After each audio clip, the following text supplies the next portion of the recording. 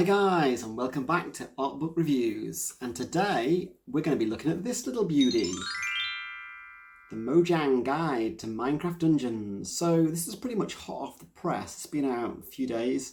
And as you can see, this is a guidebook to help you play Minecraft Dungeons, which is itself a fairly new game. It's a new addition to the Minecraft franchise. It's a slightly different game to the regular Minecraft. More of a sort of a third-person dungeon crawling game. Multiplayer, I might add. It's a good game. We've enjoyed playing that. We've played it quite a bit recently. Recommended to me by my brother. And we've played it 4-player and it works pretty good. You can drop in and out at any point. It's an RPG basically for kids. So here's the book for it. It's a small book. A lot of the Minecraft books that are published by Egmont are fairly small. It's compact, I would say, but it's nice, and it's a nice little sort of souvenir. It's very well made. If you can see the cover's got a nice kind of glossy print on it, but it's not the kind of guide that you would get if you really want to max out a game and get all the collectibles and want to know everything about everything in the game. It simply doesn't have that depth of information. If you want that, you're going to have to trawl about online and find that out. But it has got some nice tips and tricks in it. It's beautifully laid out, and it's a nice little addition, I think, to the gaming experience. And let's size this thing up.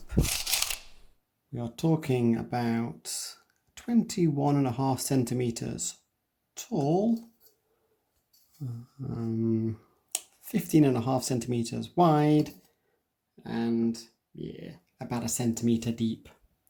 So it's time for the weigh-in. This little beauty weighs approximately 370 grams. There we have it. Let's take a little look-see inside. So it's a handbook for heroes. So, you know, if you are a hero and you're playing this game, you better be reading this book. It's an official Mojang product.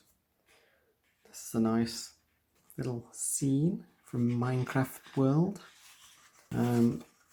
Okay, here we go, published 2020. So here's the contents page. Check that out. Drink that in. Adventure awaits. So like I say, there's a lot of artwork, I would say, in here. And the text is, yeah, fairly minimal, actually. But like I said, it's not going to tell you everything you could possibly know about the game. It's not it's not what it's trying to do. So it's sort of setting the scene here, and a little primer here about the dungeon. I do actually find that this particular page is useful. It's kind of explaining the HUD, showing you what to look for on the screen. Obviously, it gets a little bit more busy when you've got multiple players playing. When you've got 4 players, you've got this sort of information repeated 4 times. But that's useful to have that explained. You can basically, when you start playing, you can create a skin for your character, customize the colours a bit and that sort of thing. It's here. This is also useful. This is explaining about the inventory. So you've got various weapons that you can collect, and they display at the top along with your armour. And then you've got other items or artifacts that you can have, maybe 3 of those at the bottom. It's explaining other stuff about the level, power, emeralds, which is the currency, I guess, and then enchantment points, which is how you kind of level up your items in the game and give them extra functionality. So here's a bit about different types of armour. What's nice is you can find these randomly, you can pick them up, you can also buy them, and when you put them on, it changes your character's look. So that's quite cool. Here's some basic information about some of the weapons. You've got different types of bow. You actually have both a melee weapon, so you can use that kind of in close combat, and then you'll have potentially also a long range weapon like a bow. So you can use both of those at the same time.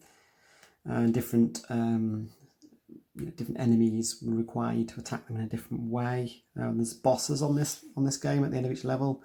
We often find that you need to try and use up your kind of bows on them first, if possible, before you get stuck in. Okay, so some information about, there's lots of artifacts we've found. in the game. You can get extra equipment from the piggy bank. You get keys that basically open doors. Various helpful items. This is a nice page. TNT, that's a good one. You can pick those up and throw them and they cause a huge explosion, lo and behold.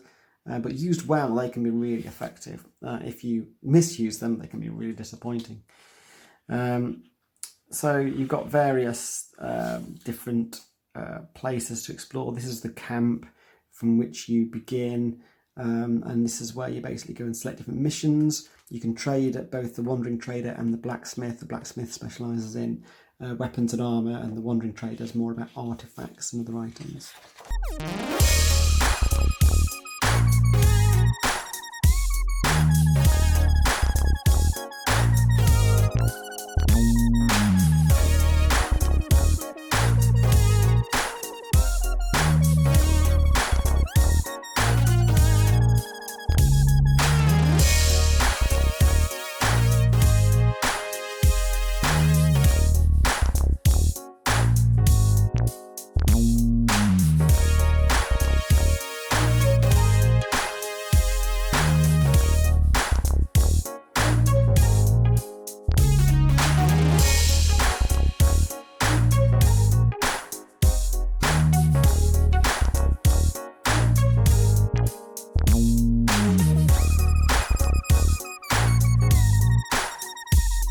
I hope you enjoyed watching this. I hope it gave you some ideas, perhaps. And like I say, it's worth investing in. It's not an expensive book, and it's a nice book.